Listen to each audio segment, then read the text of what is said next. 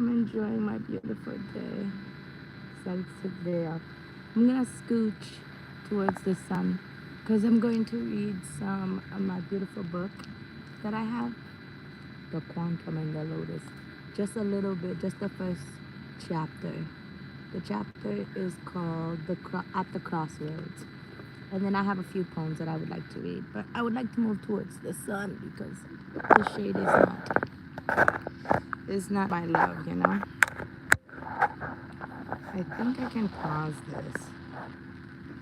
Where's the pause button? It's this button there. What is this button do? No. What does this button do? No. What does this button do?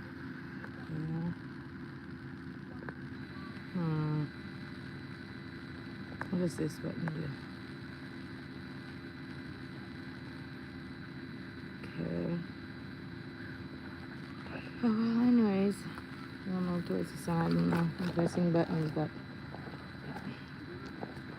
it's not really working out. Oh, God, towards the sun, towards the sun, towards the sun. Yes, the sun.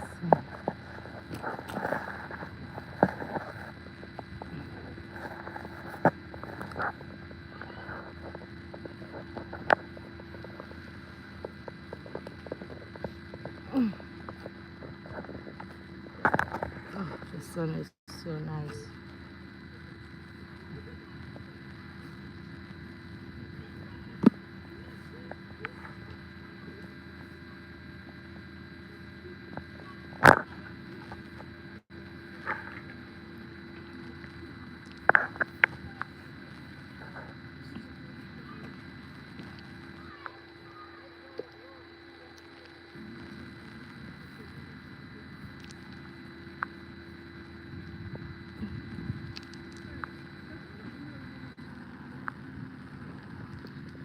I have to move everything.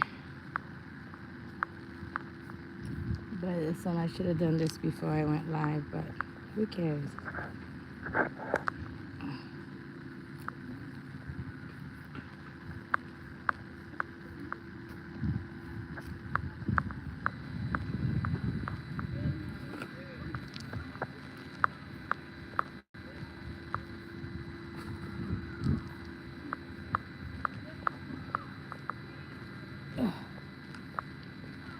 Almost done. Then I'll be able to start reading last couple of things. What is today? Is this Tuesday or is it Wednesday? Remember what day it is. It's either Tuesday or Wednesday. Okay, fabulous. See, I got all my beautiful stuff with me. I got my coconut, got my water, I got my books, I got my mango, I got my iPad, my smokes, I got everything. Okay. No, it is Tuesday. Happy Tuesday. Happy Tuesday. I'm just at the chilling at the park. I decided to just relax today and just, enjoy me, myself, and I. It's the only way I survive. I love the sun. I hope you get to touch the sun today. I hope you get to enjoy the sun. And if you don't get to enjoy the sun, I'm here. I'll enjoy it for you. Okay? But let me read a couple poems. Hi, legend. It is a beautiful day. I'm so happy I got to see you today. Well, see your name. You are a legend. I know that for sure. Or else you would not call yourself that. I definitely know it. There's this one.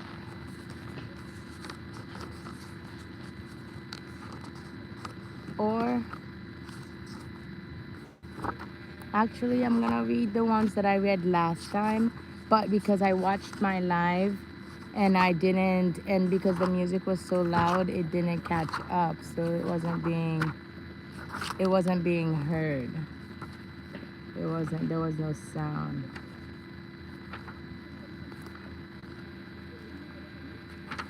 Can't read that one. That one's inappropriate for the ears of the others. Ooh, of every one.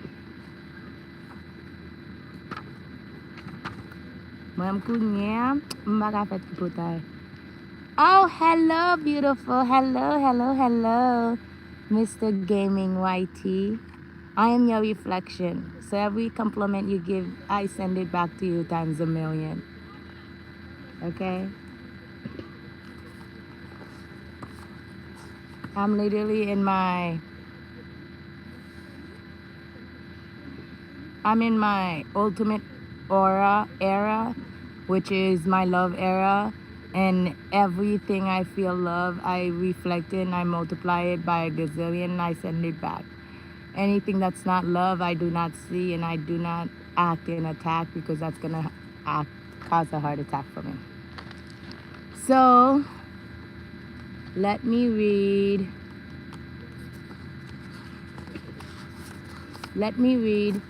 Followers like Jesus. I'm doing amazing. Thank you. I hope you're doing amazing as well. I'm gonna read Followers of Jesus, and then I will read the first.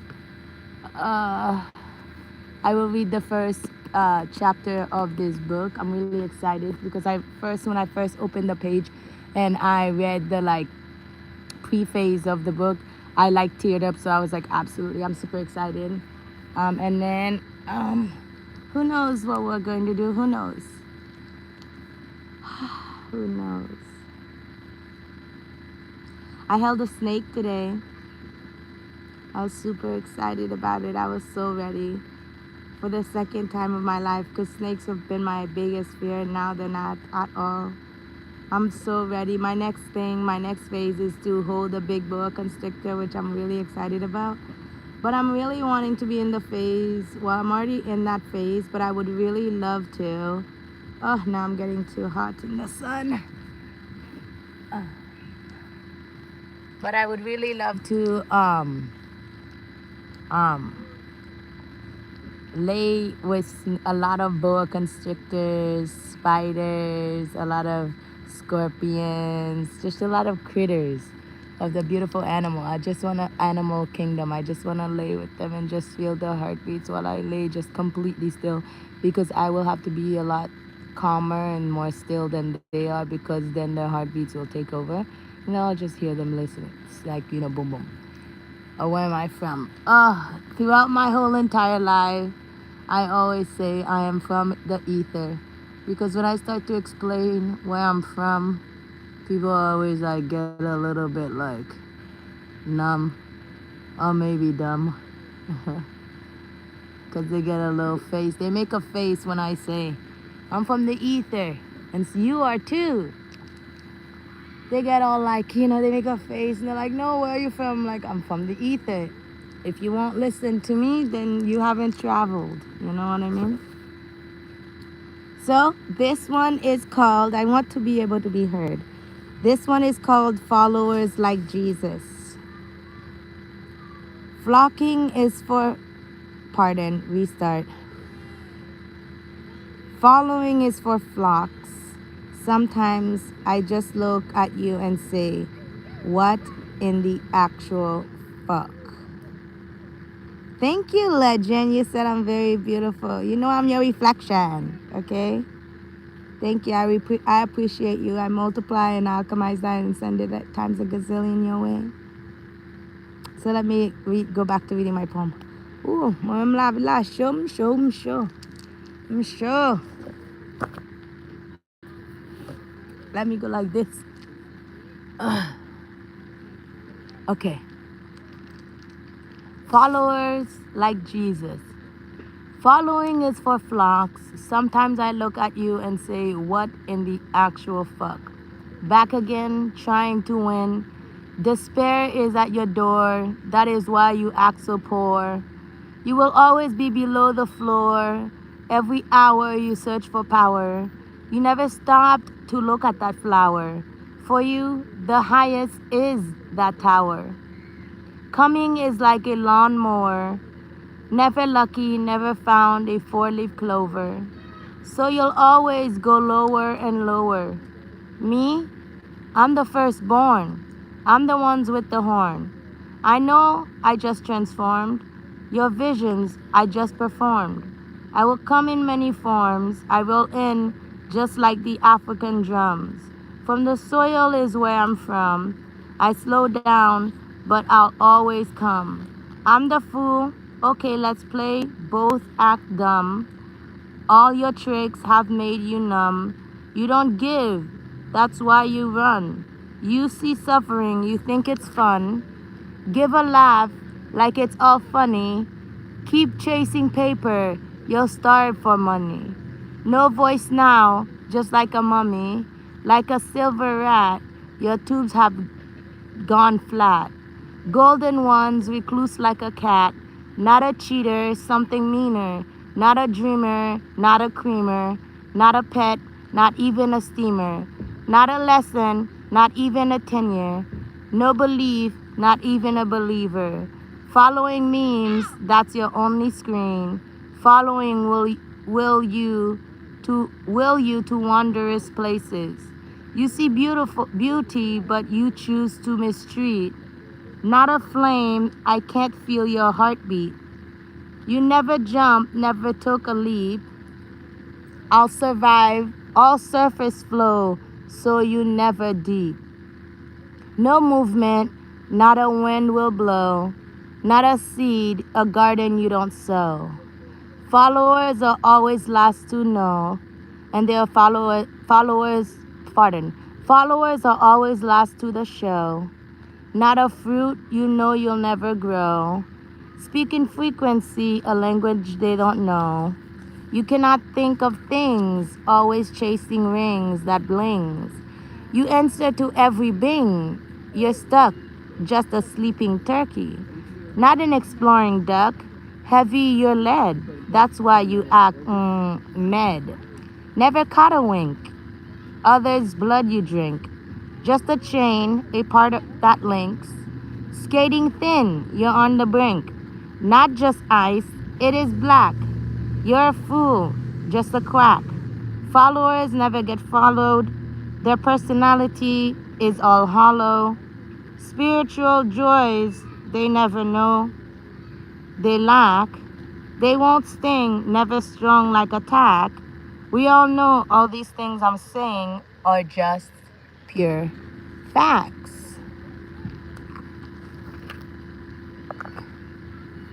Yeah, that's it so far. And then I'm gonna read some of the quantum and the lotus. How old am I? How old am I? Physically, I'll say 88. But other than that, I'm way beyond the gate. I'm way past the gate. Way past the gate. Okay? So the quantum and the lotus. To our mothers.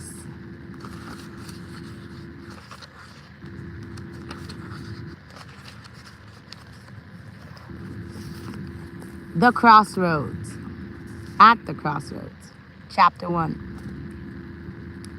Are there any grounds for a dialogue between science and Buddhism? To find out, we must first clarify the pursuits of each, and then explore whether Buddhism and spirituality in general can complement science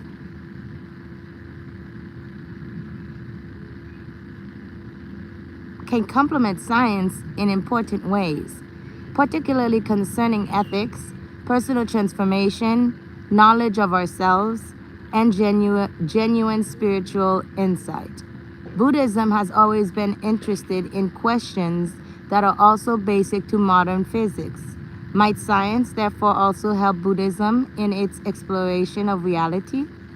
Matthew, you've made an impressive journey from Vietnam to your life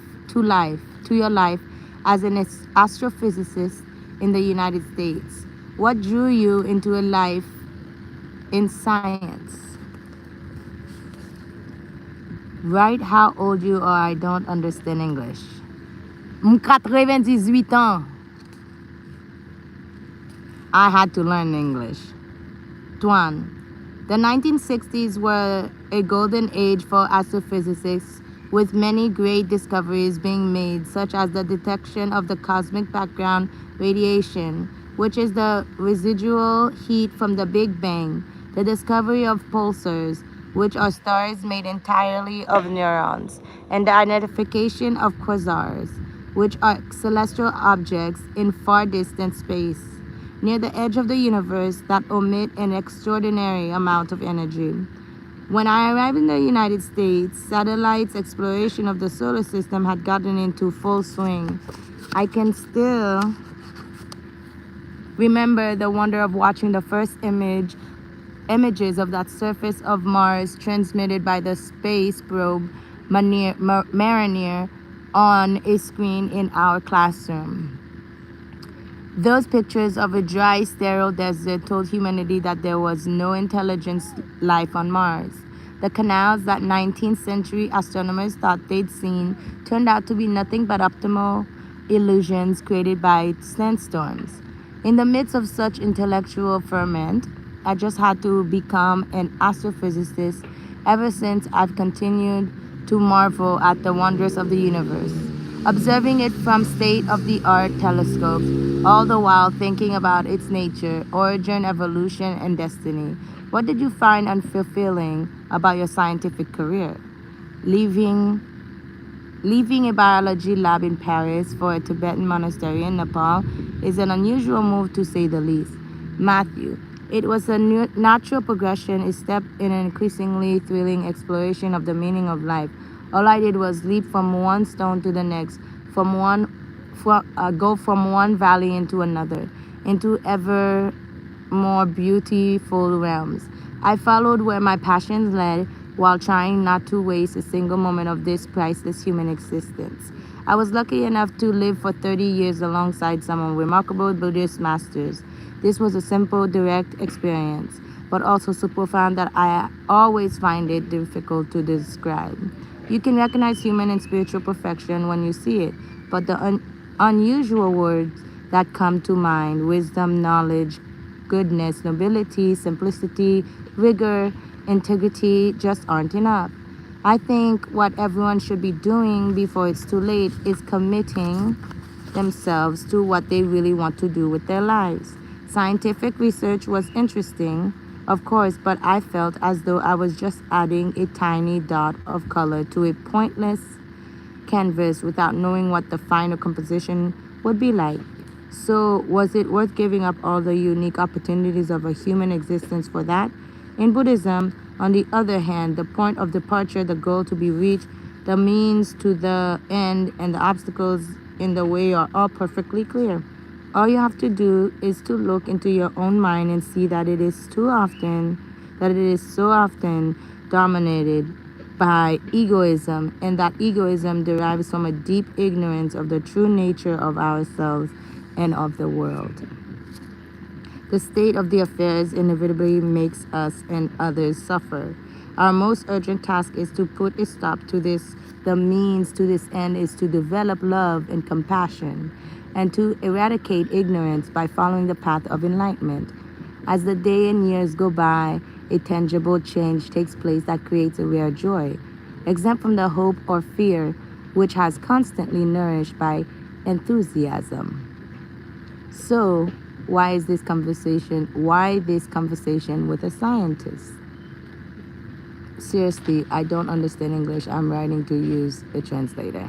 Seriously, English is not my first language. I had to learn. And one thing about it, when I learned English, I was thrown in America. I was thrown in a classroom with all these children that were the same age as me and peers that was the same age as me who did not speak the same language as me, and I had to figure it out. I figured it out in a whole entire year. I figured it out, and I was young.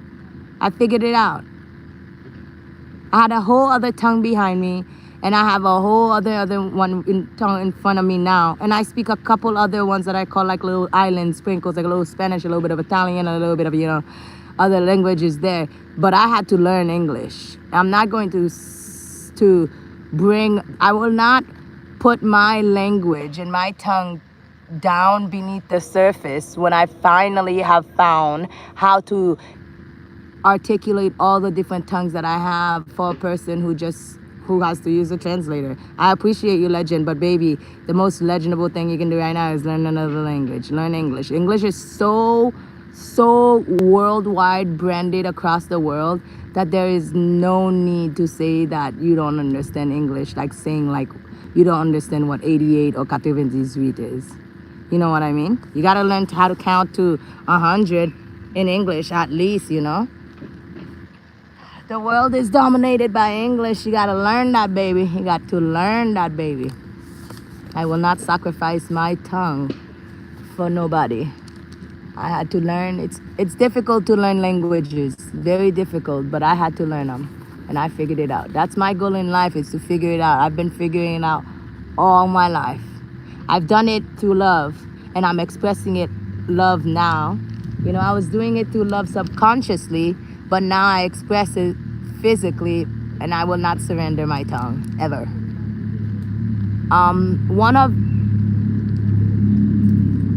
One of Buddhist philosophy's main task is to study the nature of reality, and science offers many compelling insights into the nature of our world.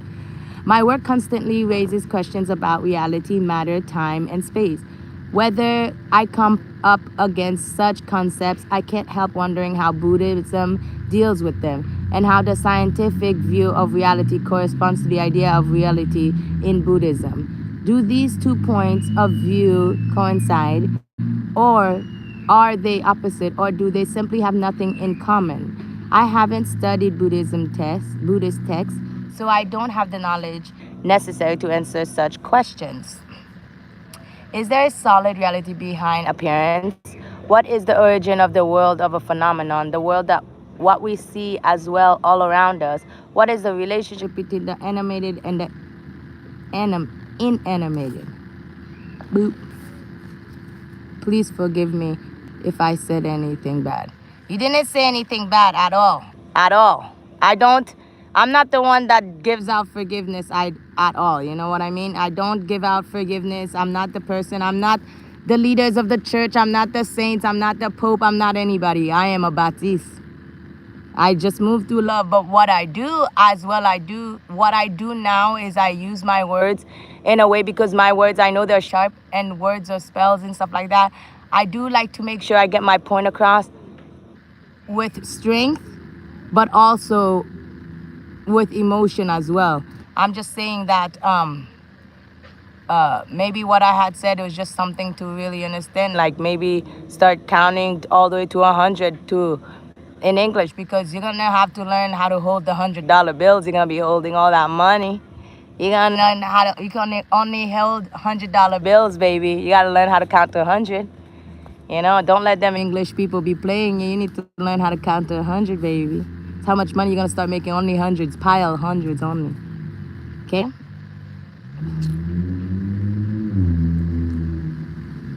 Between the subject and the object, do time, space, and the laws of nature really exist?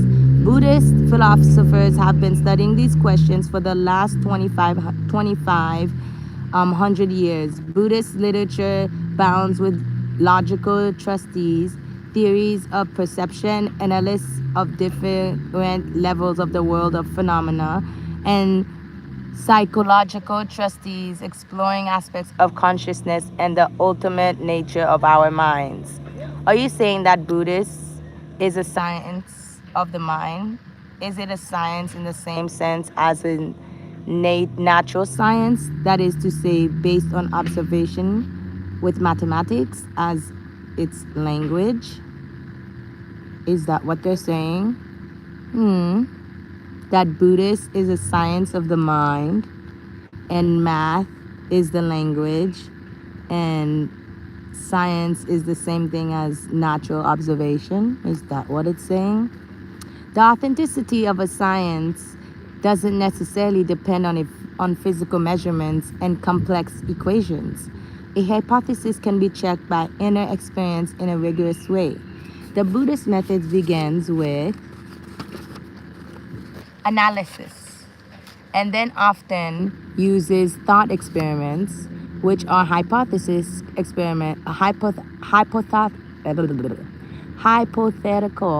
hypothetical experiments conducted in the mind, by which led to irrefutable conclusions. Even though the experiments cannot be physically carried out, this technique is widely used in science. That's right. Thought experiments are extremely useful in physics in particular. Einstein and other great physicists have used them not only to demonstrate physical principles but also to point out paradox in some physical situations. For example, when studying the nature of time and space, Einstein imagined himself astride a particle of light. When thinking about gravity, he saw himself in an elevator falling through a vacuum. I understand that the questions explored by modern physics echoes the investigation of Buddhism in unexpected ways. But why is Buddhism interested in modern science, and in particular in physics and astrophysics? Please don't swear. My tongue. I will use that. I will use your words as a time to learn, and I am working on my tongue. I have been working on my poisonous tongue for a long time. It's 100 times better. But when I get mad, I cuss. Every word is a bad word, is a cuss word. But now, when I'm calm, I don't. Of course, modern science isn't Buddhism's main preoccupation, but there's interest in findings of science because Buddhism has long been asking similar questions. Can separate indivisible particles be the building blocks of the world? Do they really exist, or are they just concepts that help us understand reality? Are the laws of physics immutable, and do they have an intrinsic existence like Platonic ideals? While not exaggerating. While not exaggerating superficial similarities, a study of both the differences and points of agreement between science and Buddhism may help us to deepen our understanding of the world. Buddhist research is, above all, based on insights perceived through direct life experience and is not bound by rigid dogma, which is Christianity or religion. It is ready to accept any vision of reality that is perceived as authentic. So truth, one of its main goal is precisely to bridge the gap between the way things really are and the way they seem to be. So your masculine and your feminine, the gap, duality, as above so below. The Buddha often puts his disciples on their guard against the dangers of blind faith. He said, investigate the vitality of my teachings as you would examine the purity of gold. Rubbing it against a stone, hammering it, melting it, do not accept my words simply out of respect for me. Accept them when you see that they are true. If somebody does not respect your words, they do not respect you. But the simple accumulation of knowledge is not enough. My teacher, Kayente Rinpoche, said, if you amass intellectual learning just so that you will be influential and famous, your state of mind is no different from of a beggar sponging off the rich, because you will always remain poor. Such knowledge will bring no advantage either to yourself or to others. As the prophet goes, much knowledge, much pride. How can you be of help to others unless you subjugate the negative tendencies that are anchored in your very being? To think that you can is just a joke, like a penniless beggar inviting the whole village to a feast. There are many signs of success in the contemplative life, but the most important is that after a few months or years, your egoism has lessened and your altruism has increased. If attachment, hatred, pride, and jealousy still remain as strong as before, then you have wasted your time. gone down a blind alley and fooled other people, like going to church on Sunday and praying and saying all these beautiful things, and then you walk out on Sunday and on Monday you're cursing people out. That's just searching for knowledge. You're not looking for wisdom. If you walk out of the bath that you were wanting to go in to cleanse yourself and you come out still dirty, then you have not acquired the cleansing that you need. That's what it's saying. Me, I go fast, 6% left, okay? So,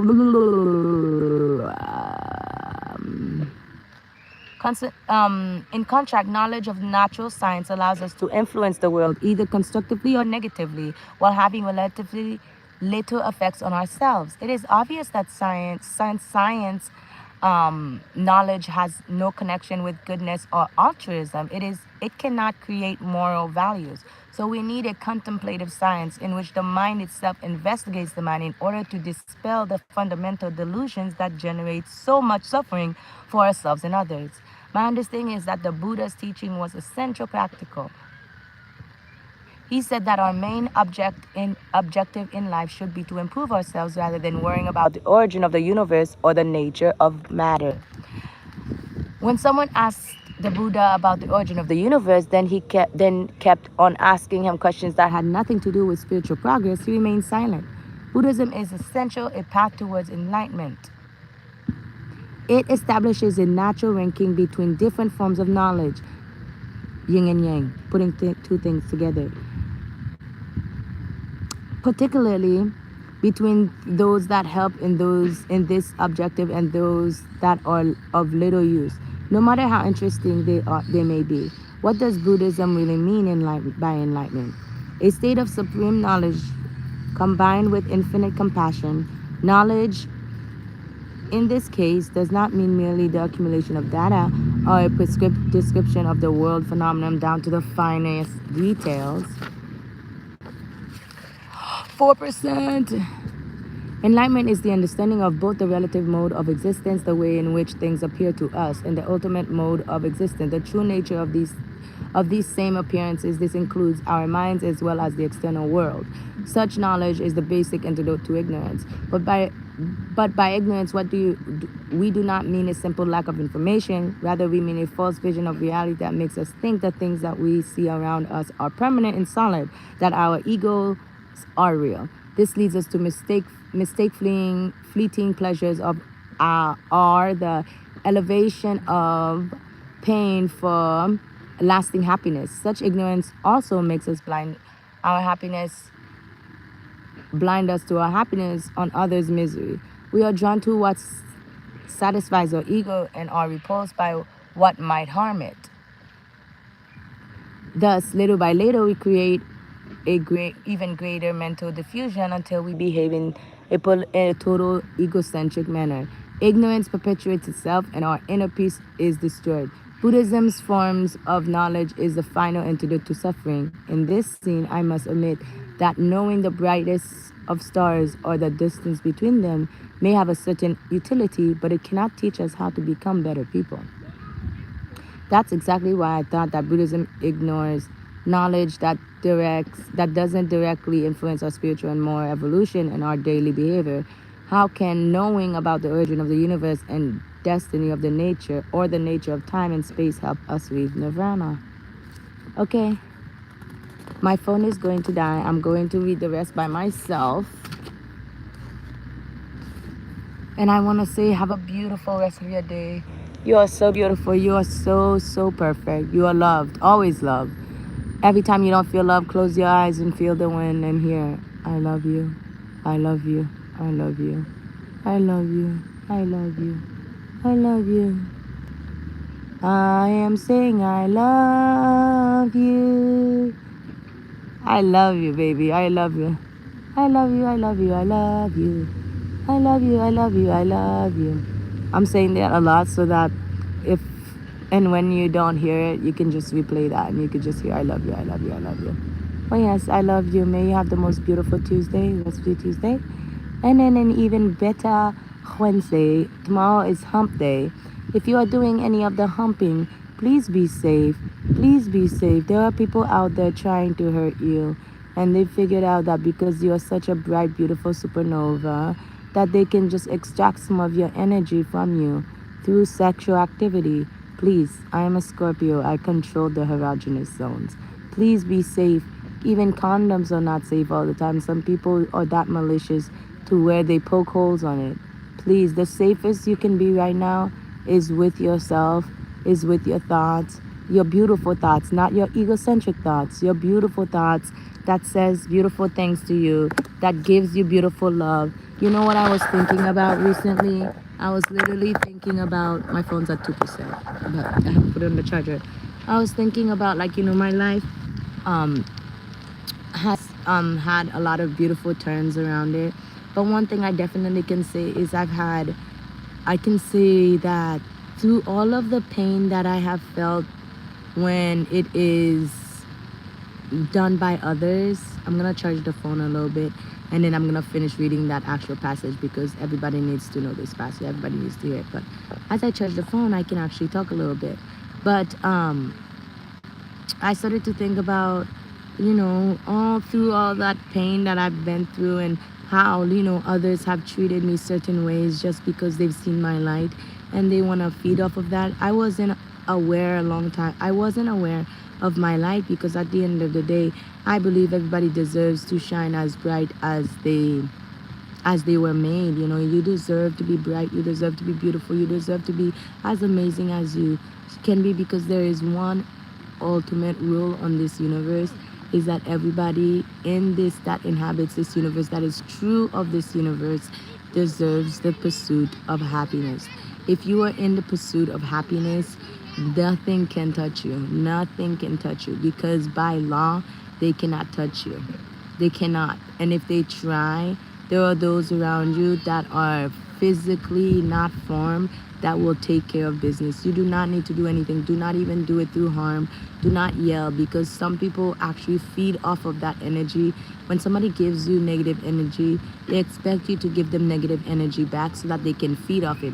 They're literally sitting there going like, yes, yes. As you're going rage out and as you're blacking out, they are feeding off of that. Do not let anybody feed off of your energy. You're so beautiful. You're so perfect. You're so gorgeous. You're so fantastic.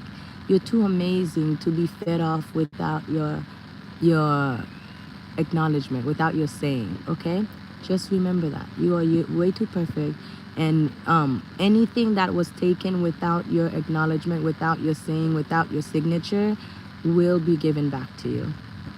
It will be given back to you, because if it was taken without your saying, then the contract is void. The contract is no longer well, it was never standing. It's null and void. And any of those who try to take without your knowing from that contract will be handled. They are being handled right now. Right now, at the door. There are things, beautiful things that exist in this beautiful world, is diseases. I love diseases. Diseases are beautiful because diseases are there to protect those who are hearts of gold, who keeps getting messed on while they are going through their phase of their like caterpillar phase, where they become the beautiful butterfly when they're in the cocoon. Like, diseases are there to make sure that it takes care of those dark workers, all those like malicious, greedy, disingenuous individuals. Their hearts will stop beating. I promise you. Their hearts will stop beating. They will have a heart attack. They will have a heart attack in about 3 seconds. I realize that I work in threes, so I'm gonna just start doing 3 seconds now. They will have a heart attack. They will go to the hospital. They won't know. The doctors first will not know what it is, because the doctors are unable to tell, because this is something that is not what you can see. I know that they have been trying to pickle themselves by eating like, like sauerkraut, or like sausages that are barely cooked, or like, just things that like pickles themselves. But at the end of the day, they're just creating a good space for the beautiful, what do you call it? How you call it on it? Like a 6 feet nice pine oak that's going underground, and 6 feet under. That's what it is. So yeah, those who take your energy without your knowing, they're being handled right now. Silence, the silent disease. And oh yeah, when I was in high school. I was my sophomore year in high school. I wrote a poem, and it was from the universe to humanity, and it was called "Death by a Thousand Cuts."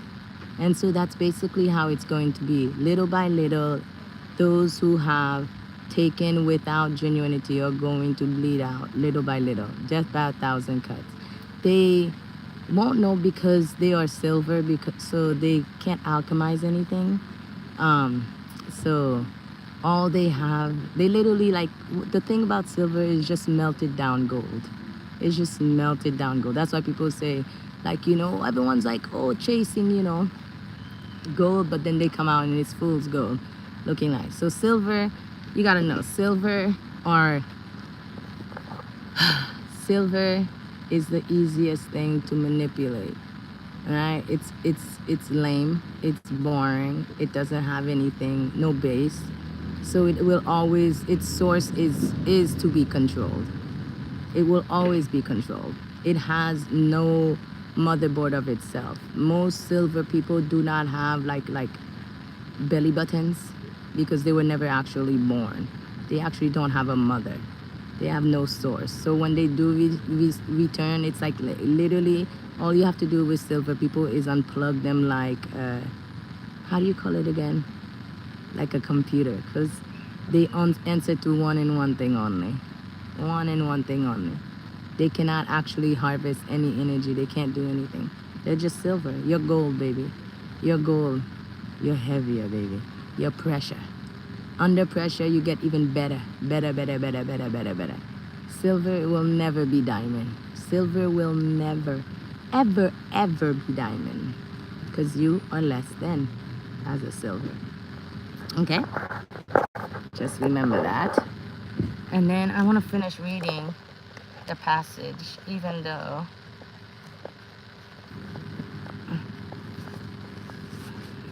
my phone is at 3%, but I want to keep reading it. I'm sure I can go like this. I'm going to keep it up.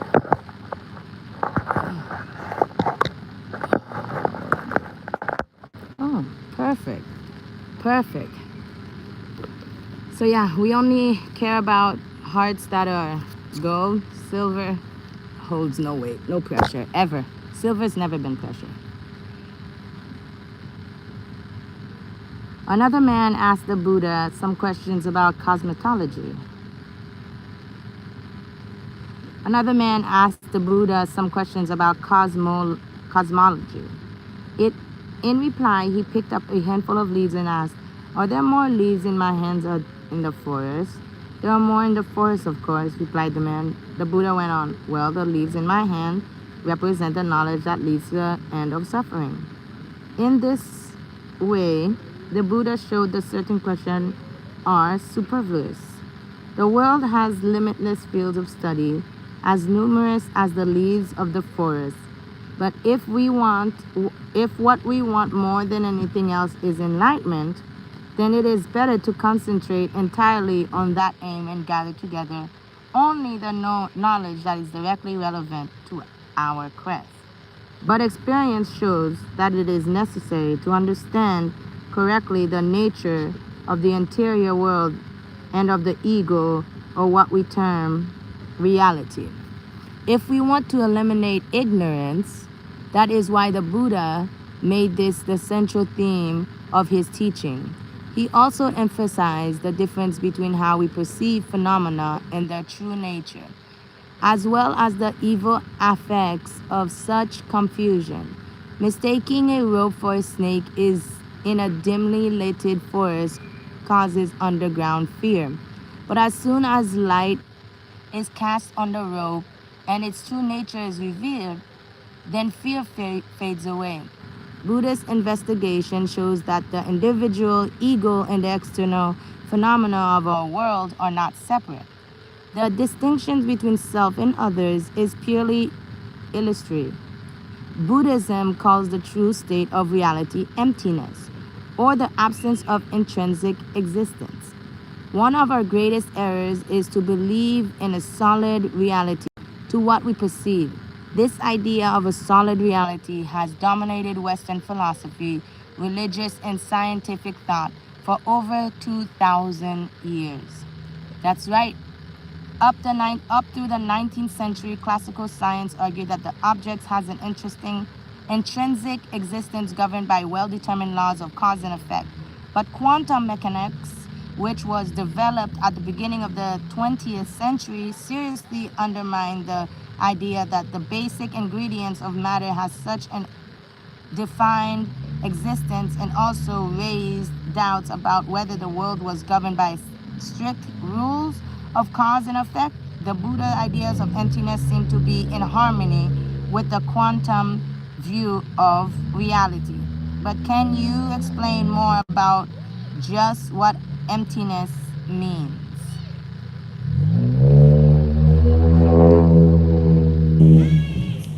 When Buddhism states the emptiness is the ultimate nature of things, it means that the things we see around us, the phenomena of our world, lack any autonomous or experiment or permanent existence.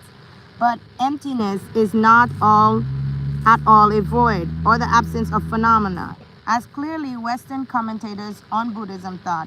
Buddhism does not at all expose any form of nihilism or the belief in nothingness. Emptiness does not correspond to non-existence. If you can't speak of real existence, you can't speak of non-existence either. The fundamental treatise of the perfection of wisdom says, those who become fixed on emptiness are said to be incurable. Why incurable?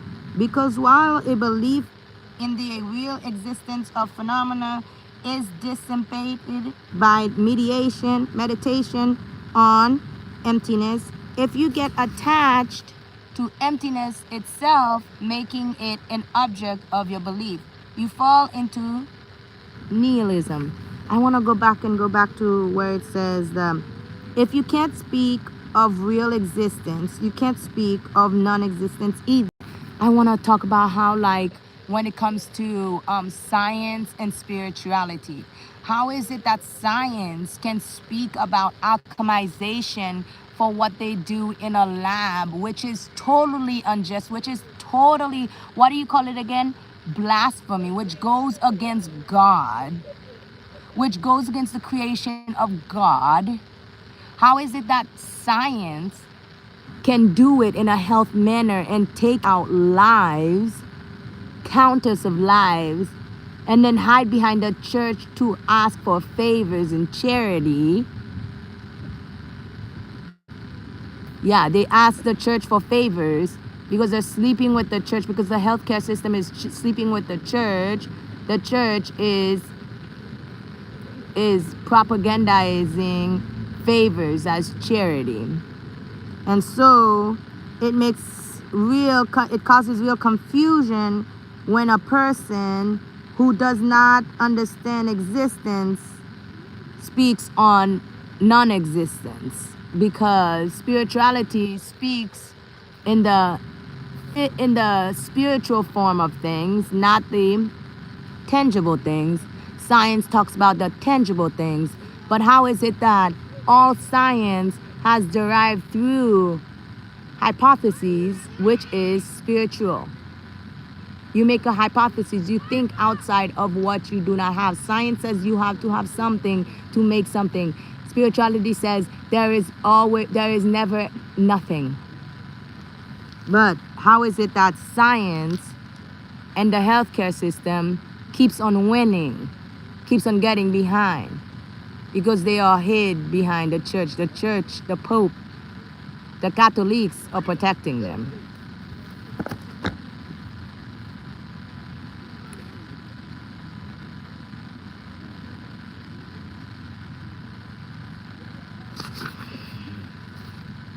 The same text therefore goes on, consequently the wise abide neither in being nor in non-being. As part of the quest to understand this true state of reality we call emptiness, Buddhism seeks to understand the existence of non-existence, of its so-called indivisible particle of matter. According to Buddhism, learning to understand the essential unreality of things, which modern science has helped to clarify, is an integral part of spiritual way. Knowledge of our spirits and knowledge of the world are mutual enlightening and empowering. The ultimate aim of both is to dissipate suffering. Remove suffering which was created by traumatic bonds, and traumatic bonds is held by tradition, and tradition is caused by rituals, and rituals is a part of a sacrifice. Remove yourself from being sacrificed. Remove those traumatic bonds, remove those traumatic words so that you can remove suffering. You make a point that raises an issue I have long found troubling about the world of science. As you know, when I was 19, I went to Caltech. There, I rubbed shoulders with the greatest scientific minds, Nobel laureates and laureates,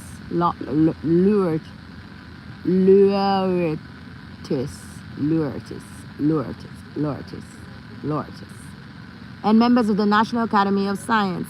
I naively thought that their brilliance and creativity made them superior beings in terms of life in general and human relationship in particular.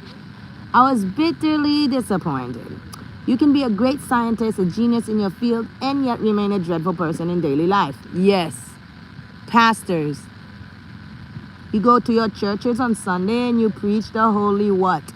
What are you preaching? Is it the Bible? Is it the Bible? Because it has to line up. You cannot preach about the non-existing if you do not believe in the existing. If you walk past by a person that is on the street asking for help, you cannot go into the church the next day and say you help somebody. This disparity shocked me. I think that Buddhism or other forms of spirituality might be able to complement science by filling in the areas where it falls short, particularly when it comes to ethics. Yeah, that's where malpractice came from. Why is it that why is it that even today in 2026, there is something called malpracticing laws? Because doctors are there to harvest. The history of science is full of examples of great scientists who were distinctively less inspiring when it came to their personal relationships. A striking example is Newton, who, with the possible exception of Einstein, was the greatest physicist ever. He behaved in a despotic manner towards his colleagues in the Royal Society of London, wrongfully accused Leibniz of robbing him of the invention of the calculus, while both had invented it independently. And he treated his rival John Flamsteed, the astronomer royal, in a terrible way. Even worse, the German physicists Philipp Leonhard and Johann Stark, who both won the Nobel Prize for Physics, enthusiastically backed the Nazis and their anti-Semitism by reclaiming the superiority of the German science over Jewish science. Occasionally, but only to merely scientific genius and a keen sense of morals and ethics come together in a single person. This was the case of Einstein, whom Time magazine had named as the most remarkable personality of the 20th century. During the First World War, Einstein fearlessly stood up to the Kaiser by signing an anti-war petition with the growth of Nazism in Germany. He became an ardent Zionist while also raising the problem of Arab rights in the planning of a Jewish state. He then immigrated to the United States where, despite being a convicted pacifist, he backed armed invention against Hitler. Realizing that the Allies had to beat the Germans to the invention of the atomic bomb, he wrote to President Roosevelt, thus inspiring the Manhattan Project after the destruction of Hiroshima and Nagasaki. Einstein ardently protested against the spread of nuclear weapons.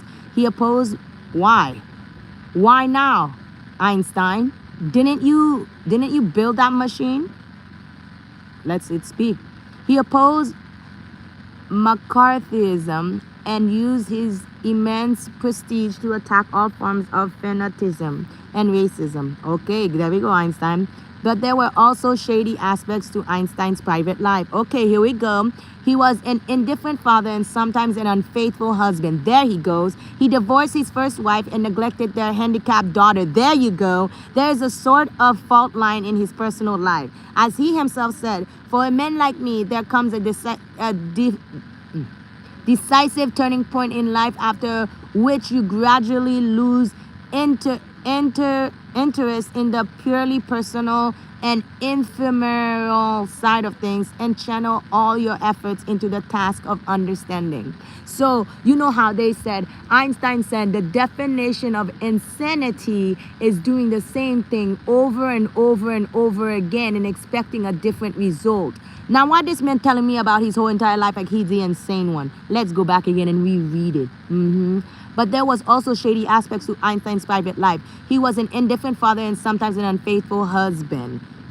He divorced sometimes. He was doing it a lot. He was insane. He divorced his first wife and neglected his handicapped daughter. You, because of your poor habits of eating, Einstein.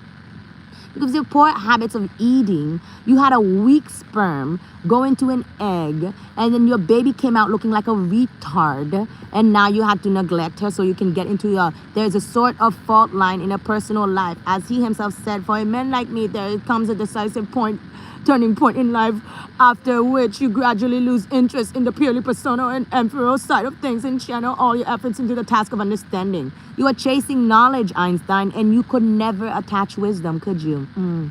The important thing here is not to condemn one scientist or praise another. Oops. Ooh, I do not. Well, yeah, I knew I didn't like that. You cannot become an Eve. Like the Eve gene, that Eve gene is literally that freaking, well, here's the atom gene and the Eve gene. That Eve gene of that, like, oh, sorry, my mistake, the after effect, that save me effect of, I built a machine that could wipe out so many lives. Not on top of that, but it creates radiation to where you're taking a picture of each individual body and creating false matter and then taking them and having them be rinsed in only the essence of Saturn, and then you don't actually, and then you get to capture all of that rage and all that hate and all that drive of needing to just want to understand something, so you're always chasing knowledge, never wisdom. Spirituality, which I see as a progress of personal and transformation, does not simply complement science. It is a fundamental human need. This is the real problem of the science world. Personal transformation is no easy matter, even for people who dedicate their entire energies to it. So if it is seen as having only a secondary importance, the chances of success are even slimmer. To leave spiritual transformation in the background as a sort of optional extra when it ought to be a core part of one's existence throws a shadow over the entire scientific enterprise. Its intentions are unclear. It means often not properly gauged, and its results ambivalent. Without a fundamentally positive and enlightened motivation, the exploration of the limits of the possible innovative takes precedence over the examination of what is desirable or indispensable. Oh, here's one thing I definitely want to say, because what I was thinking about when I was reading this, what I was pondering, is that, a lot of people can say something about like, oh my gosh, do not use your voice to speak the truth. No, you speak the truth over and over and over and over and over again. Here's one thing, and one thing I can always say is that a person can never ever take what you acquired. A person can never take your voice if you learned how to use it. You learn how to use your chakra. A person can never take that. You learn how to run fast. You learn how to march. You learn how to be resilient. You learn how to be strong. A person can never take that. A person can never take something that you worked hard for. So you work hard for everything you want in your life, and you do not ask anybody else for any favors. To ask favors is to bend over on your back and take it like a freaking... It's like the church. To ask favors is to become a Christian. of the church. And the thing about Christians is Christians are malicious. Christians are the ones who have caused so much suffering in this world. Christians are the ones who like to hurt and then go in like the superheroes. If you ponder me or not speak the truth, you love to read your Bible and you love to say, I'm a Christian. Who destroyed Jesus? Who watched Jesus get destroyed? Christians are weak. Christians will always be weak. That's why they tithe. You tithe for what? Why does God need money? Why does God need money? To build what? A machine full of silver? Let's keep reading. So yeah, when somebody tries to tell you, don't do this because others gonna, you look at them and you say, you are that other. Get away from me. Shoo, boo, boo, boo, boo, you freaking bug. Shoo them away. Those who try to stop you from elevating and growing and reaching compassion, transformation, get them away from you. Some scientists think that their work consists entirely of exploring and discovering that they aren't responsible for the use of the results or put to it.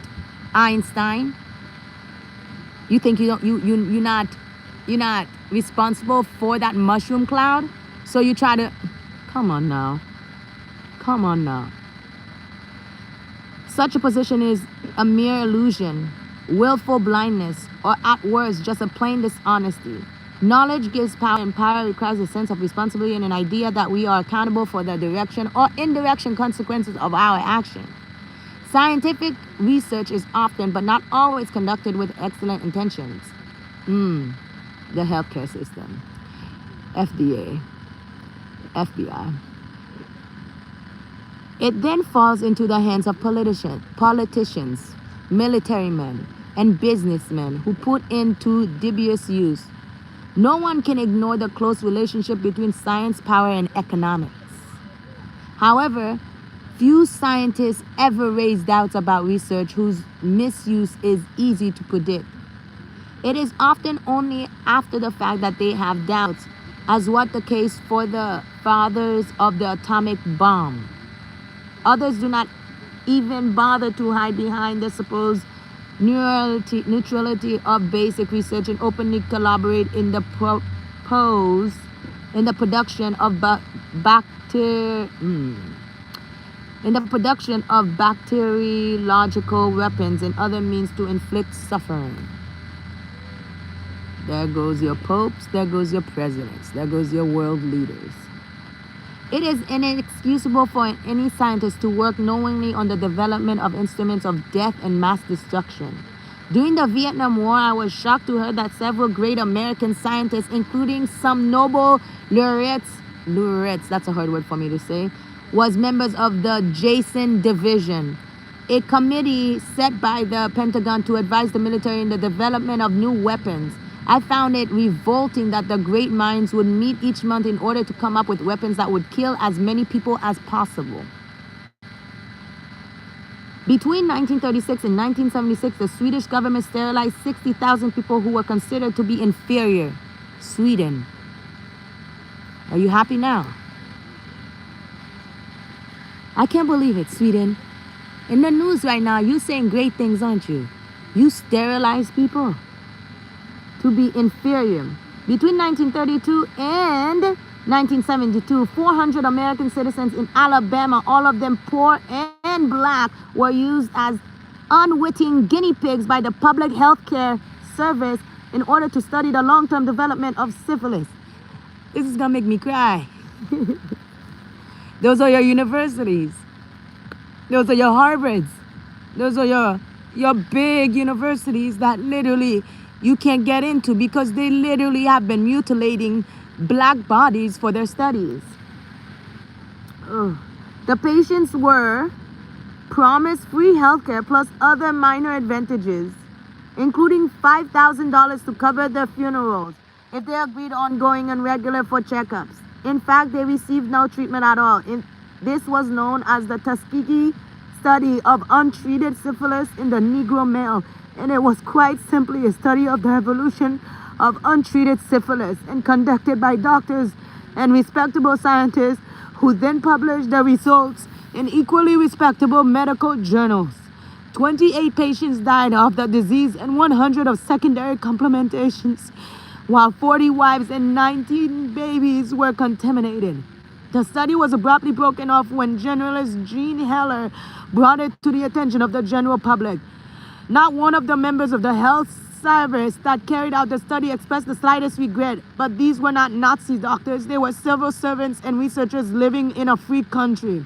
The victims were finally given some small compensation, but not one doctor was brought to trial. It was only in 1977 that President Clinton apologized in the name of the American people. He does a lot of that, doesn't he? Bill Clinton and the Clinton family, they do a lot of apologizing after they do something wrong in Haiti and the rights. I'm sorry. Dumb porcelain. In 1978, Dr. Hisato, oh, I love when the Asian come in. Those soul-selling freaking guinea pigs. Let me hear you. In 1978, Dr. Hisato Yoshimura received the highest Japanese award for his work on the science of environmental adaptation. During the Second World War, Dr. Yoshimura was the director of Unit 731, which carried out experiments on Chinese and Allied prisoners. An example of his studies on environmental adaptation consisted in plunging them into ice-cold water, then hitting them with hammers to determine when their limbs began to freeze. Other experiments included handing out chocolates contaminated with anthrax bacilli to Chinese children to see how quickly they died. These were all done by adults. These examples are exceptions. Generally, science makes an immense effort to improve the human condition, but they do show that science has no inherent ethics. I firmly believe that scientists should not remain indifferent to the consequences of their research. They must accept the responsibilities, especially in military leaders, political and businessmen, use their results to wage war, strengthen their power, or earn more money by exploiting the poor and damaging the environment. The arms trade is, in fact, one of the most exasperating examples of the hypocrisy of rich countries. 95% of the weapons made in the war are produced by the 5 members of the United Nations Security Council. United Nations. Another example of a total failure of ethics and responsibility. United Nations. United Nations. The same goes for the waste of resources in wealthy countries. $6 billion would give a basic education to the entire planet. $6 billion.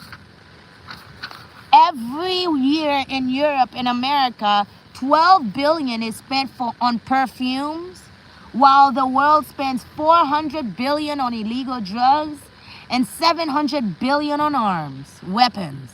For what? Why are you building weapons for what? Silver bitch. All the same basic research cannot be blamed for those abbreviations. No more can human intelligence. They are simply tools. Indeed, the pernicious or futile use of research results merely reflects ethical weakness, but this is no excuse. Some applications of scientific research, such as genetics and atomic energy, may have wiped up public interest, but most people are not really concerned with ethics. This is a daily life. Political optimism, and even more, the sacrosanct laws of the free market dominate. Glaxo, the American pharmaceutical company, is an excellent example. It has threatened to sue the governments of South Africa and Thailand if they produce their own tri-therapy medication for treating AIDS at an affordable price. They care about you and cancer? No, they don't. Glaxo apparently could deprive millions of patients of the chance to live a few years longer. This is a flagrant and scandalous rejection of altruism. What is more, AIDS research has plenty of funding in wealthy countries. Letting poor countries produce their own treatments will not decrease the company's turnover by a single cent. Given that the sick in Africa and Asia cannot afford to buy American products, in Nepal, where I live, an estimated 5 to 10% of the population has been infected and nobody is receiving tri-therapy. The drugs aren't even being imported. The treatment currently dominated by Glaxo costs about $500 a month, while the average monthly wage is $50. I can easily imagine how honest, disgusted honest scientists are by this sort of business strategy. There are no honest scientists in America. The healthcare in America is not, you cannot, that is not run through trust. Anything that's not run through trust wants your body. It's not, like, me, people can be like, oh, she speaks. Go check the obituary right now and just check the ones, how many of them were killed by actual hospitals. Jwe avem, nou ki et mare nou. Pa fout kompran rien nou. Pase ou ka jwe avem nou merde. Ou pense, ou baga, tèt ou gen la bou an dan li men. Another striking example is the total inability of governments to limit the discharge of toxic gases into the atmosphere, even though it is quite clear that our lives will be seriously affected. Only a worldwide movement based on each person's determination can eliminate this. It is perhaps in this context that a non-dogmatic spiritual approach such as Buddhism could play an important role. Buddhism plays a beautiful role non-dogmatically. It's perfect because you know what?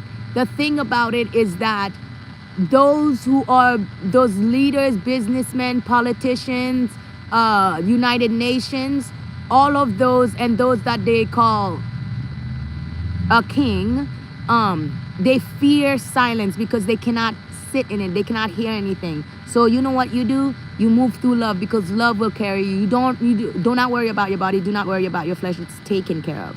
It is taken care of. You move through love. They cannot touch you. I promise you, they cannot touch you. They can't touch you.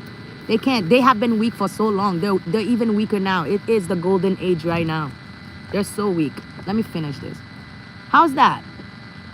When I say non-dogmatic, I mean an approach that doesn't condemn progress and naively call for a return to an outmoded way of life, and yet doesn't blindly agree that progress in terms of annual economic growth and technical developments is indispensable for human happiness. So what that is saying on that section, how I am cultivating that, is that Haitians are the first independent black nations. They fought for their freedom. It is a beautiful thing. They literally had to coupe that tout figi blanche yo pour yo kapran san yo back.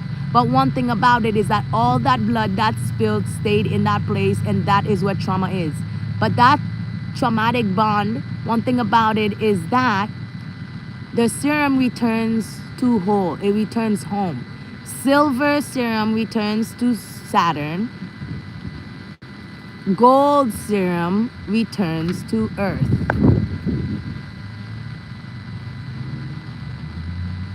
Go and fight for your own. Go fight in your own planet. Nobody wants you here. You're so weak. You've never been able to be strong at all. Look at this. That's why you relied on scripture to be able to see something, because you ain't got no love in you.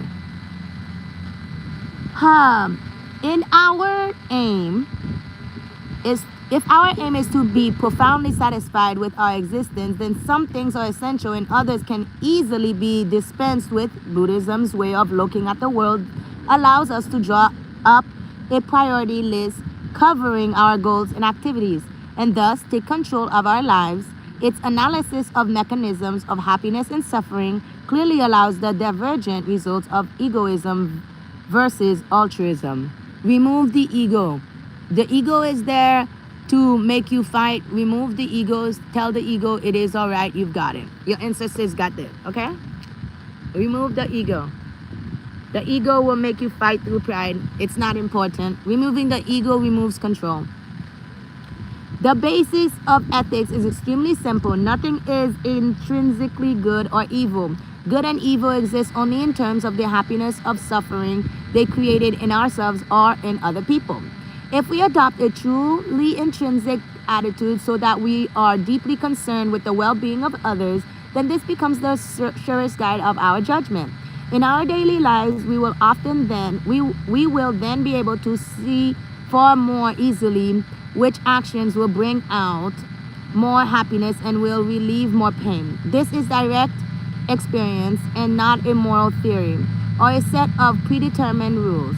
It means paying constant attention to our motives. The mind has been compared to a crystal that takes on the color of the place where it has been placed. It is neutral. Our intentions determine the true nature of our actions, no matter what their appearance might be.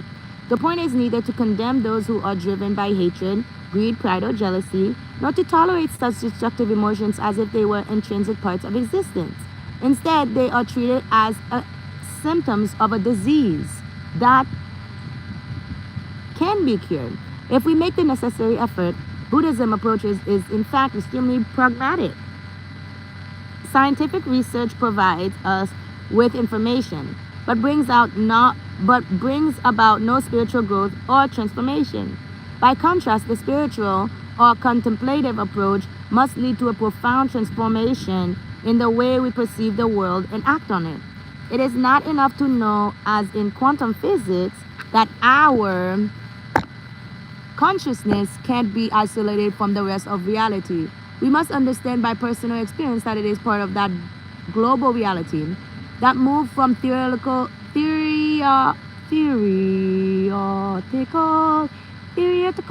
knowledge to direct experience is the key to ethical problems. When our ethics reflects our inner qualities and guide our behavior, then they are naturally expressed in our thoughts, words, and deeds. They thus inspire others. Oh my gosh. So it's a matter of making theory and experience coincide. This word is so difficult for me because it's like coin and then side, but it's not spelling like side, so it's coincide, experience coincide. I don't care for that word because it doesn't make sense at all. Because is it coincide like cohabitate or coincide like experience coincide? I'm gonna have to look that word up. Yes, this is what brings out the true value of experience. It isn't enough to discover that our own consciousness is intimately bound up with the whole of reality. Our minds must assimilate the implications of this discovery, and our lives must change accordingly. Practicing Buddhism know that when they perceive their own interdependence with the world, they are filled with its irresistible compassion towards every living being, a compassion that radically transforms their existence. Those who have met the Dalai Lama, for example, know that a few moments in this presence are more eloquent than 100 speeches about love and compassion. As for the Buddhist method of discovering and transformation, it is generally a gradual one. It begins with absorption and study. It proceeds with intellectual analysis, culminating when we integrate into our being, thanks to meditation, a new way of looking at things and for behavior in this context. To meditate means becoming familiar with this new perception of the world. Comprehension leads to meditation, which is more expressed in actions. We thus pass directly from knowledge to inner accomplishment, and finally to active ethics. Our society produces few wise men. It sets up ethics committees made up of great thinkers. In the Tibetan society where I live, it would be inconceivable to conclude on such committees. People who did not possess to imagine spiritual masters who could excel in teaching spirituality while at the same time remain selfish, irritable, vain, or bad fathers. No one would ever consult them. I want to read that again because that's disgusting. Our society produces few wise men. It sets up ethics committees made up of great thinkers. In the Tibetan society where I lived, it would be inconceivable to conclude on such committees people who did not possess indisputable human qualities in every sense of the term. Your preachers do not possess human qualities. It would be hard to imagine spiritual masters who could excel in teaching spirituality while at the same time remaining selfish, irritable, vain, or bad fathers. No one would ever consult them. They are all in your church. They are vain, they are irritable, they are selfish, and they are bad fathers. In the West, committees of wise men are generally chosen according to professionalism criteria. Human qualities are less important in the West, and yet it is obvious that true wisdom is a matter of the heart as much as of the mind. The spiritual approach could provide us with a guide of personal conduct. In my field, we are faced with numerous ethical problems, which will become even more pronounced in the 21st century, such as nuclear proliferation, the destruction of the environment, cloning, genetic manipulation, and perhaps the selection of certain human characteristics. Should research be controlled? I'm saying this right now, silver people will return back home. The answer requires a great deal of thought, for it is also necessary to protect the freedom to create and to discover. The imagination must be allowed to express itself freely, otherwise it will die. We have already seen the disastrous effects of science that totalitarian regimes could have. For example, in China or in the former Soviet Union, the Lysenko affairs in Russia is a case in point because he had the support of Stalin and the Communist Party. Trofim Lysenko managed to gag all opposition and from 1932 to 1964 to oppose the idea that genes do not exist. Despite the lack of any experimental proof of that contention, he thus succeeded in setting back Soviet biology and genetics by several decades. Freaking Chinese be lying. The communist Chinese have recently tried to justify their claim of suzerainty over Tibet by saying that the study of blood groups revealed connections between the Tibetans and the Chinese. It is a bit as if France would claim ownership over England by arguing that the blood cells of British people resemble those of the French. Society must be aware. Remember when the French destroyed the British? Society must be aware that some forms of research can go awry. Genetic tinkering could give rise to a new euphogens,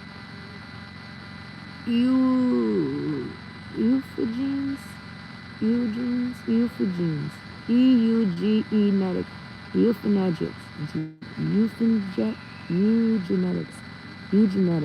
with the idea of preserving so-called superior races and of eliminating deviant or inferior individuals. Survival of the fittest. You cannot break down gold, only silver. William Shockley, who received the Nobel Prize in Physics for inventing the transistor, spent the last years of his life promoting a sterilization program based on IQ. I think the scientists shouldn't get involved in certain research without first weighing the moral implications. How should such decisions be made? Like you, I believe they should be based on altruism and the universal responsibility Buddhism speaks of. Science should organize its research so that it does not harm others. Unfortunately, this is easier said than done. It is extremely difficult for scientists to gauge the true repercussions of their research. To take a well-known example, when Einstein discovered the equivalence of matter and energy while working on his special theory of relativity, he could never have imagined that it would lead to the atomic bomb and the extermination of the inhabitants of Hiroshima and Nagasaki. Another example is the rather hysterical reaction to the cloning of the sheep dolly. Genetics or atomic physics is not the problem. It is the use that it is made of them. As Adlai Stevenson, a candidate of President of the United States, said in a speech of 1952, nature is neutral. Man has wrested from nature the power to make the world a desert or to make the deserts bloom. There is no evil in the atom, only in man's soul. Science can both protect life and invent the weapons that destroy it. The idea is not muzzle research. That would be undesirable and probably impossible in any case, but to give greater emphasis on those human qualities that should inspire researchers and decision makers. All of this is also true of intelligence, wealth, and physical strength, beauty, or power. They are all intrinsically neutral tools that can be put to good or bad use. This is precisely why one of the most important elements in Buddhist practice is the development of altruistic behavior. And that's it. And then I'm going to close the live, but before I go, I would like to say one last thing. Je vais changer de langue parce que je connais pas qu'à parler, parce que je connais pas qu'à changer de langue tout, ok? Moi-même connais ou des computers ou fait tintin, ou parler tintin, ou chita avec ses amis. Et pas amis yo yo, me connais caca yo yo. Ou chita bo toilette là parler. Chita bo cuisine là parler, ça m'a fait. Tout bagage ça yo a fait. Moi m'a dit m'pa gen problème. M'pa gen problème avec ça parce que on sait bagage ça me te vle dire, tout bagage ça ou te dit, tout bagage ça ou te voye pour moi m'attendre yo. Et moi qui te prend yo, m'kembe yo nan même après ça me te révoquer yo. Me senti yo, me te dit qui moun qui te voye bagage ça pour moi merci. Merci pour bagage ça, après ça me te manger, me te révoquer, me voye le bac pour même moi même te caca là après ça et caca ça ou te manger. So moi-même connais, l'aime te vini sous live moi m'a parlé, m'a fait bagay pam nan. Moi-même m'pa gen problème avec l'autre moun yo parce que moun yo pas fait rien pour moi like kem yo pas ka faire kem voler. C'est pas un problème pour moi. But là yo entrer dans figim pour yo faire tintin, pour yo penser yo ka faire tintin dans figim yo penser m'pa ka sentir. Yo m'te getan well. Moi-même te gete calculer, gens te mauvais. M'te gete kon tout bagay sa yo. Moi-même m'te mette yo dans figi moi parce que m'te vle connait qui ça va faire chérie. M'vle connait qui gens wa mauvais. Après ça, là moi bagay ça parce que m'connais la dernière fois ou te ouais figi, c'est la dernière fois ou pas ouais figi. Vous comprenez moi? Vous comprenez? La dernière fois ou te ouais figi, c'est la dernière fois ou pas ouais figi. OK parce que ou même vous voulez jouer ou pas connaître gens qui fait tout bagay net yo parce que ou même pas qu'on entrer dans rêve moun yo moi même m'kon entrer dans rêve moun yo m'ka entrer dans kem moun yo m'ka faire m'ka gens qui relé comment ange Michael est-ce que comprendre moi m'ka parler avec moun sa yo so là ou même fait était comme ça tout bagay ça yo te voyer pour moi même comme j'aime comme en mirror moi reflecter pour même est-ce que comprendre moi chérie moi reflecter pour même so là ou vomi ou caca ou chita dans toilette là ou pas connait pour que ça toilette caca vide dans bouda comment j'aime garder caca vide dans bouda comment j'aime garder li j'aime ka marinara sauce c'est comme ça me garder le caca vide dans bouda même j'aime comme marinara sauce ou chita dans toilette là. Après ça, parce que vous ne pouvez pas camper, vous ne pouvez pas faire rien, seulement dans la toilette là, vous pouvez arrêter. Vous ne pouvez pas manger dans la toilette là, tout. Vous ne pouvez pas manger dans la toilette là, vous chita dans la toilette là, pour pas manger dans la toilette là. Ou getan chita dans caca, ou ne manger caca dans essence, ou getan connaît caca ouye. Ou getan connaît. Grand moi a dit mais caca ouye.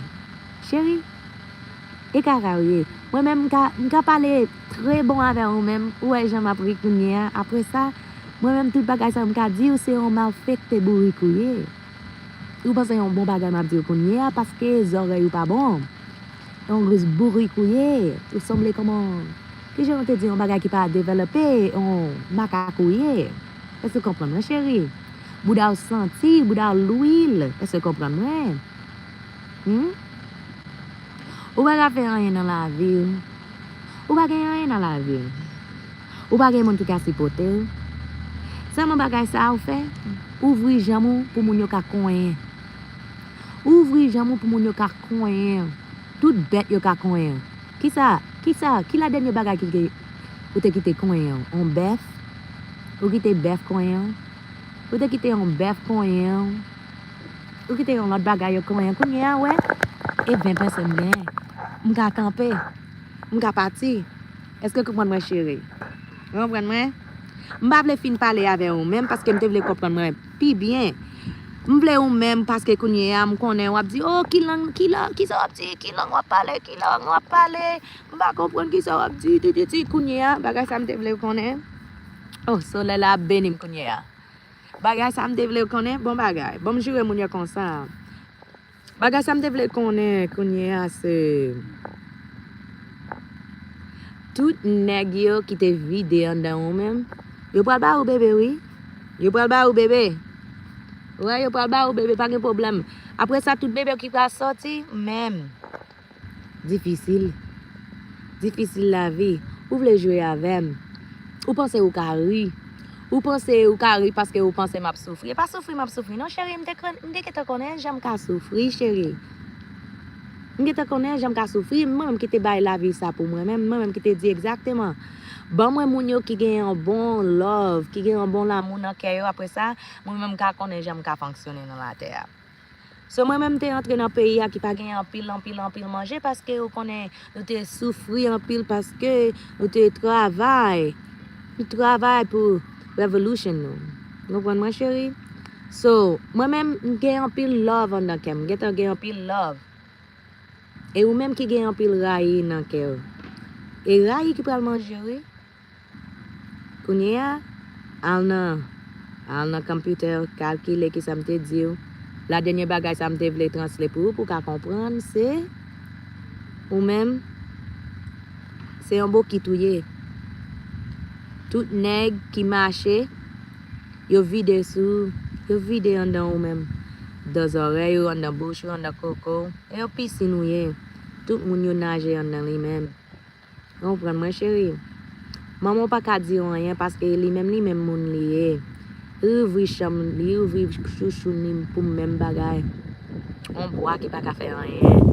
Ou écoute papa. Papa pas vle ou. Papa seulement bagay ça li te vle koyen seulement li de koyen. Li pas vle ou. So kounya ou pense ou ka sorti manipuler moun yo parce que ou même wap souffrir dans la vie. Moi tout bagay ça tout temps wap faire c'est parce que ou même wap souffrir dans la vie. Pas moi même kounya wap parler avec moi-même. Moi-même c'est un monde qui te dit qui t'aime, qui te dit qui t'aime. M'gagne un grandement beau, but ou même ou vle marcher, so kounya même j'aime ou te vle sentir comme bourrique, moi mal pisse souris. Mais senti pisse ça chérie. Ou même ou te vle ouvrir jambe pour tout rapis. Tout rapis ouvre, oui chérie, c'est ça mon bagay ça. Ouvre moun yo tout fait pour ka mourir, le yo ap koyen, yo pas ka kembe rien parce que ou gros. Jean ou gros. Tout pied ou ap sorti. Là on marche comme ça, boum boum boum boum boum. Là on marche toute la terre trembler. Bam bam bam bam bam. Trembler la terre. Mais kounya gade Jean figure ap keta commencer faire un petit babine. Ou geta gen un petit babine dans figure. Et garçon ou kounya et garçon ou ou geta gen tout cheveux tout petit plume dans babine hein, un petit jet janouye. C'est ça va faire, c'est ça va prendre. Là on manipule moun yo, on changer gender pa. C'est ça m'a fait pour kounya. Ou pas lever ou pas si tu gen chouchou ou pas gen louloute. Et pas un louloute non. On louloute comme un petit lambri. OK, on ti petit louloute ou pas ka faire rien avec lui-même. Après ça là ou te vle fâcher, m'pa vle ou pas ka manger en moun. Là ou vle fâcher, là ou vle manger en moun yo, moi même te vle tomber, ou vle passer, ou vle faire un petit rêve après ça ou lever encore ou même bagay ça louloute tout trop petit. Après ça si on femme ou pral lever et puis kounya là ou lever parce que ou même ou te gete fait tête pour moi, gen un bon garçon qui va côté qui gete un coin douce ou pas qu'on a rien, li gete un coin. Vous voulez jouer avec gen marin nous. Gen dit gen un grand qui m'en ba ou pas vle quitter. So kounya m'a dit chérie, pas de problème non mon cher. Okay. Have a beautiful rest of your beautiful day. It's been so beautiful. You know, sometimes you gotta get out of your sphere sometimes and address some silver beings. Silver tongues. Some silver tongues. You are no dragon, you're a snake.